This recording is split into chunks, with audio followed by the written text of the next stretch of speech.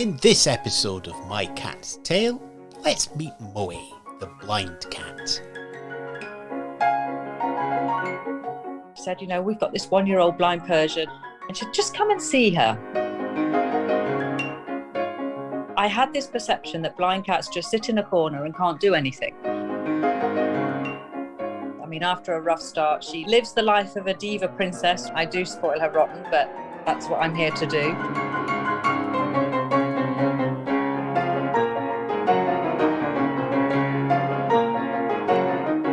Just a heads up, we do talk about how Moe lost her sight.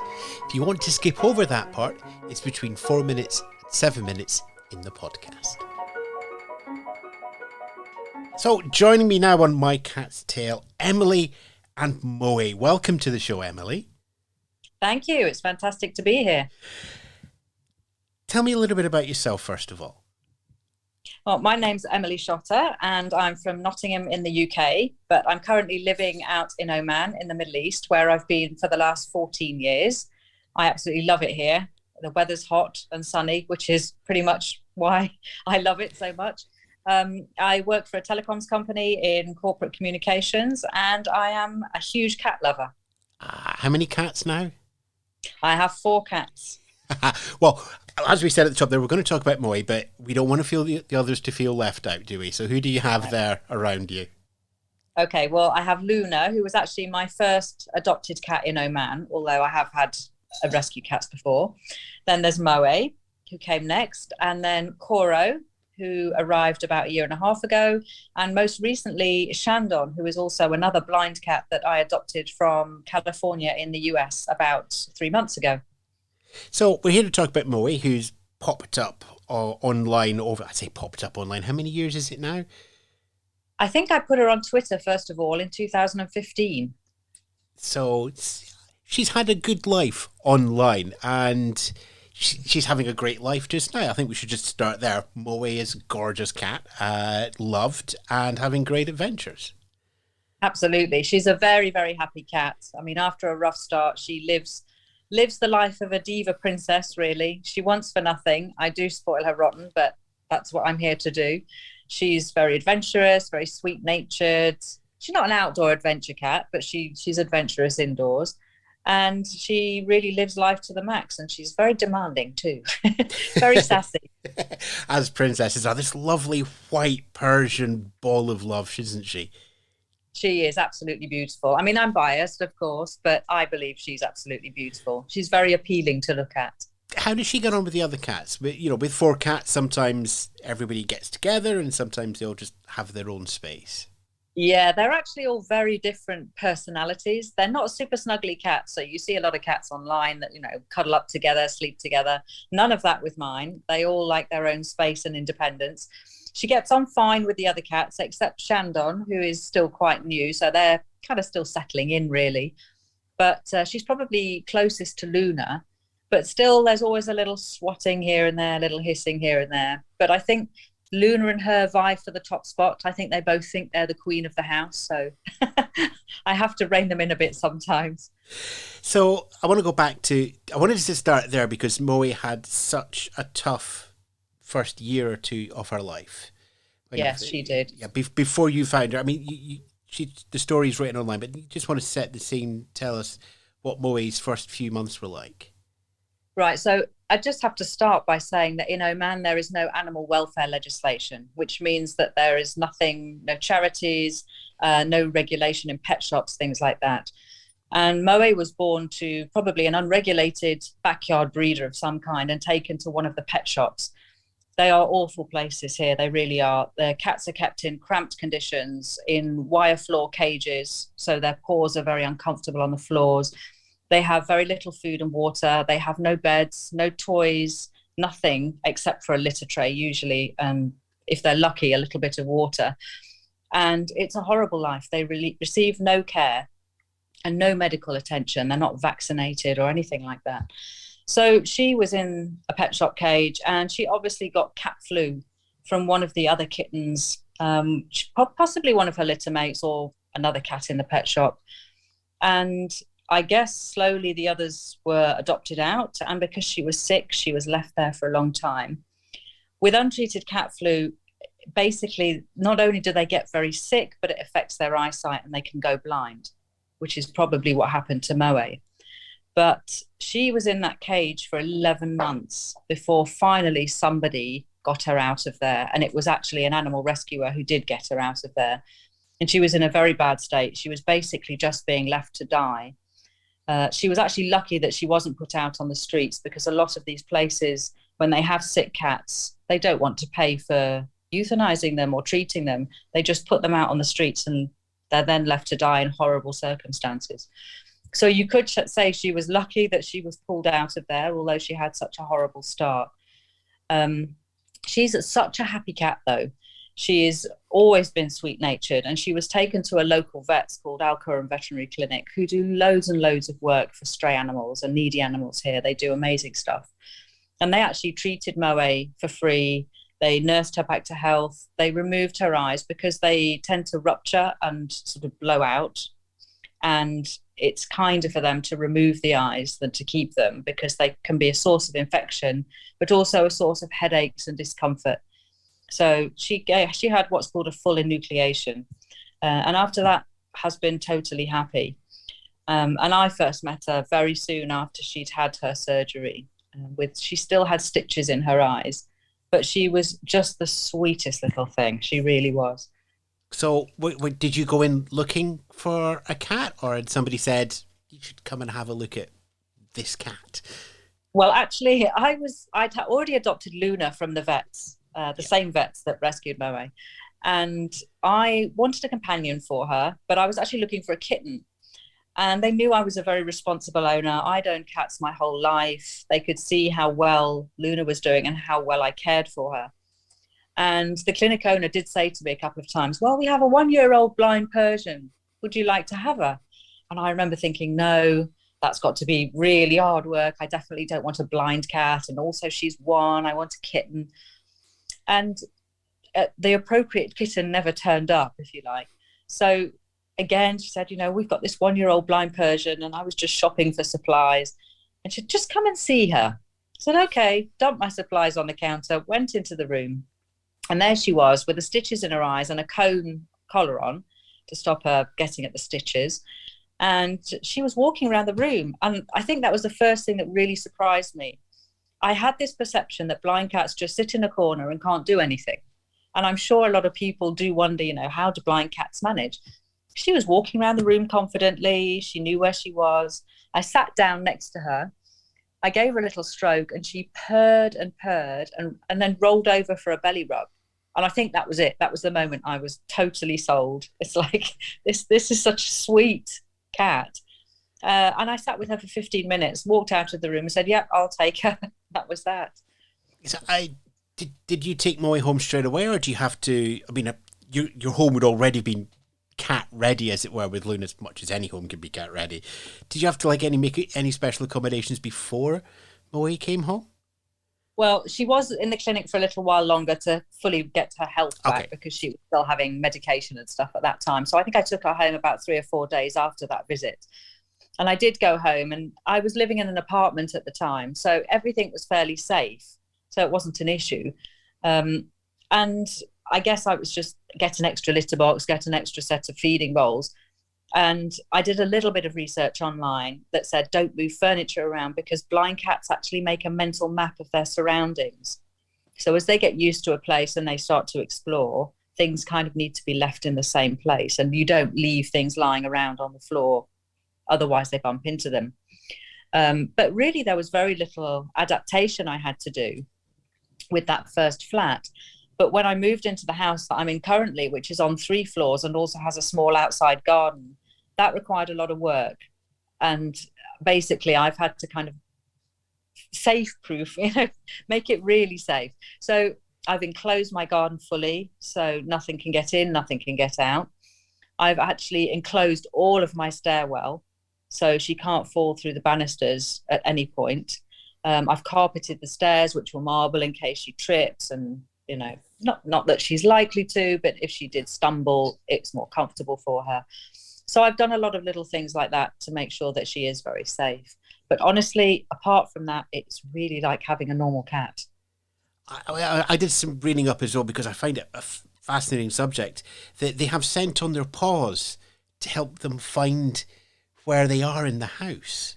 Yes, and they use their whiskers. But what's amazing to me is she runs around playing with things. You know, she tears around the place, she jumps on the sofa, she knows how to climb onto the table.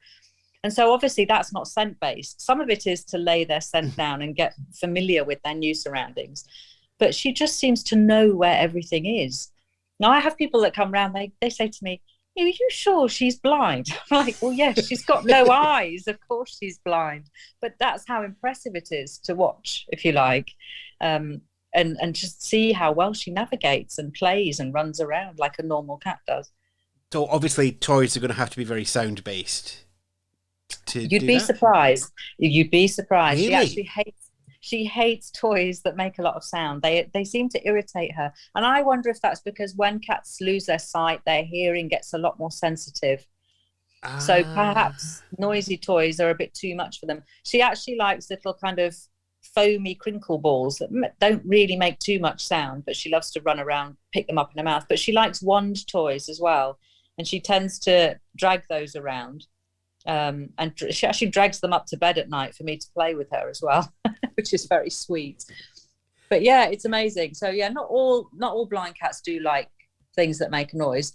That said, if I drop her a sweet wrapper or something slightly crinkly, she'll go for it, but she won't play with it for very long. I suppose a lot of that's going to be having to investigate what it is by touch, Exactly. Yes, absolutely. It's like, oh, that sounds interesting. I need to go and check that out. as opposed to that looks interesting, which you would have from Yes, no, any other not, cat. Ah, yeah. I mean, there's a lot of talk about how to introduce two cats to each other, different rooms and scents and everything. Is it different with a blind cat? Or is it still because it's all scent based in between two rooms? Or Actually, I guess the scent based thing becomes more important. I do the same thing. So I separate them to begin with, and I start swapping beds over. And then I have a cat gate across the room when a new cat comes in so that they can, well, normally see each other, but in this case, smell each other. And for the sighted cats, see each other. But I think it takes a little bit longer with certain blind cats. Some bond very quickly and others don't. With Shandon, my latest, it did take a long time for her to integrate with the others, much longer than the others. So about 2 months, she was separate more or less all the time. Obviously, in the last couple of weeks before I let her out fully, she was out during the day and then in her room at night. But it is very similar, yes, because it is scent based. And the other thing I've done really for Moe, because Moe feels the most threatened. Shandon, I call her Shandy. She's very confident. Is have collars with bells on for all the other cats so that Moe knows where they are. And each bell has a very slightly different tone. So she knows which cat is where. And that really helps her. I mean, when Chandon came on, was that I am getting another blind cat, or is it again a sort of we have this cat and you have to consider? Because you said she came from America. Yes, it was a complete accident, actually. Someone on Twitter tagged Moe's account because the shelter had actually posted her up for adoption and said, this cat looks just like Moe, the blind cat. So I went onto the site and had a look. And when I saw the picture, I think my heart just skipped a beat because she did just look like Moe. I mean, there are quite stark differences to me between the two, but a lot of people online still can't tell them apart. But I just had to investigate. I wasn't intending to get another cat. I thought, no, three's enough. I don't need a fourth, you know. But there was just something calling me. So I made some initial inquiries, and they said they'd had her for quite a long time, and they'd had lots of people interested in adopting her, but nobody suitable had come along. And when I filled out the adoption papers, I realized why, because they wanted really, really comprehensive information about your work, your life, your house. They wanted pictures of your house. They asked questions about feeding, about declawing. I mean, so many things. It was really comprehensive. So there was a lot of work that actually went into the application, and I was approved. And then the work started because Oman is the other side of the world from California, quite literally. So, I mean, it was going to be an expensive thing to do to bring her all the way. because for a blind cat, you want them to travel in the cabin. There aren't many airlines that do that. Mhm. And our vet said, well, we can arrange it all, but it's going to cost. So I looked into it, and actually, I wasn't going to crowdfund, but I was going to try and see if I could wait and save for it and everything. But people on Twitter were very encouraging, and they said, look, crowdfund for it. We'll support you. We want you to have her. So I did. And I actually raised the money in 8 days. I was really surprised by the response. Because Moe has this life online as well. Yes.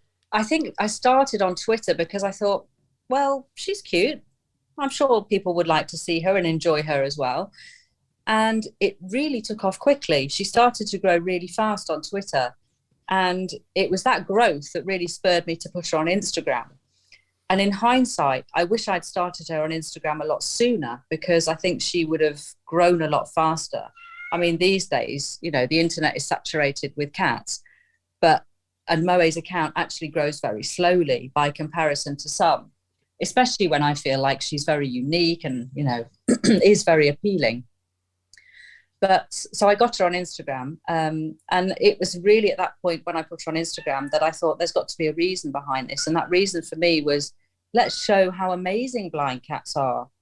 And let's see if we can get more adopted from shelters, because so many are euthanized in shelters every year. So many special needs or differently able cats, as I like to call them, are euthanized. So it's not just about, aren't blind cats amazing? It's about, think about getting a slightly different cat. Don't go for the normal looking ones necessarily. Ask about it, do some research. These aren't difficult animals to own, but you can make so much difference to their lives by adopting them.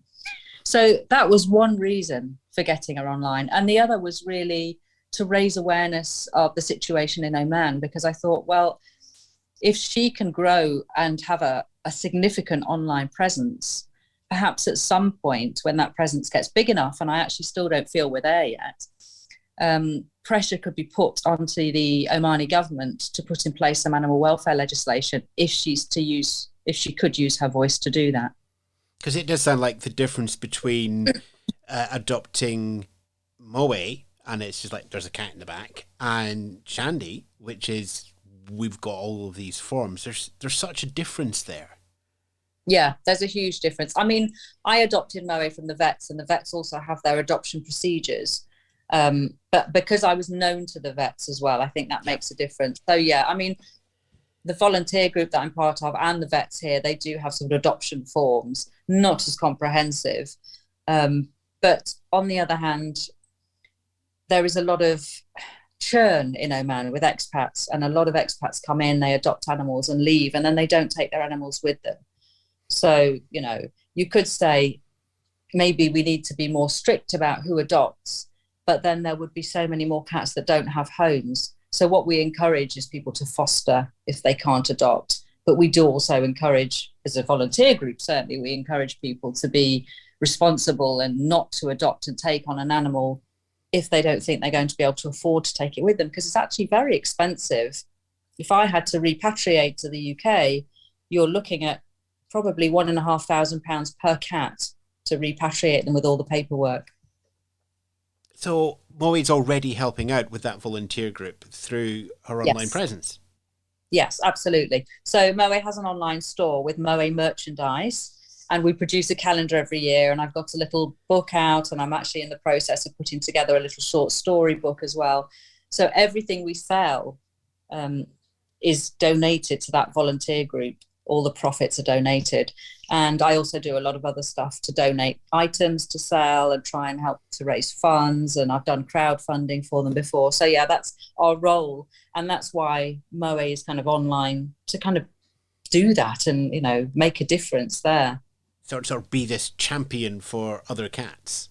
Yes, absolutely. Absolutely. And to raise awareness of, this is what's happening here. We need more people to get involved, and we need more cat lovers to get involved. And, let's use her voice and her image for good, basically. And it's a lovely image. It's this huge, massive cheeks. It's just, there is something about the missing eyes with the huge cheeks that just creates this it's almost like this adorable cartoon you would have seen from Fleischer back in the 30s and 40s. Yes, absolutely. Or Corin from Dragon Ball. She often gets likened to Corin as well. That's But one yeah, for the kids there. yeah, a lot of people say she does look like a stuffed toy in some pictures. And that's what I say, she's got a very appealing face, which is kind of why I'm surprised she hasn't kind of really gone viral, if you like. I know compared to some, it might seem like she has, but compared to other accounts and things online, it's like surely there are more people that have got to see this cuteness that I can see. Well, we have a cat's tail here, so hopefully some more people can go and find that. Very briefly then, while we're there, what's the URL for her site? It's at Moet Blind Cat. So all of her channels, so Twitter, Instagram, TikTok, Facebook, they're all Moet Blind Cat. So easy enough to find on all the networks. Yeah. And of course, Moe won't really be aware of any of this. It's just, there's crinkly things, I run around the house, I don't hit things. Absolutely. Although she does sometimes get visitors, and it did get to the point where I was getting quite a few visitors wanting to come and meet her. And every time the doorbell rang, she would come and sit on the stairs by the door as if to say, okay, it's for me. Oh, so maybe she does know just a little bit about maybe a what's little going bit, on. Yeah. And of course, 4 cats there. Busy life, happy life for all of them as well. Oh, absolutely. I think a happy life for me, really. I feel like I'm the lucky one sometimes to be her owner and her mum. And what a wonderful cat and a wonderful job's done for all of them. Emily, thanks very much for coming on the show. You're very welcome. It's been an absolute pleasure. Lovely. Thank you for telling us all about Moe and her cat's tail. We'll have more of those coming up. So do make sure to follow the podcast. And once more, follow Moe Blind Cat on all your social media usual places. Emily, thanks again. Thank you.